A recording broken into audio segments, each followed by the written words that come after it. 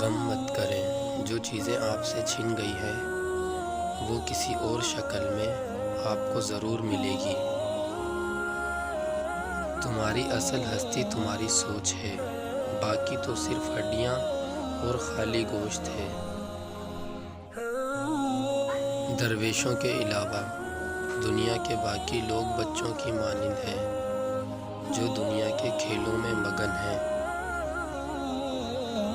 ماں باپ کے ساتھ آپ کا سلوک ایسی کہانی ہے جو لکھتے آپ ہیں لیکن آپ کی اولاد آپ کو پڑھ کر سناتی ہے۔ اپنی آواز کے بجائے اپنے دلائل کو بلند کیجیے۔ پھول بادل کے گرجنے سے نہیں، برسنے سے اگتے ہیں۔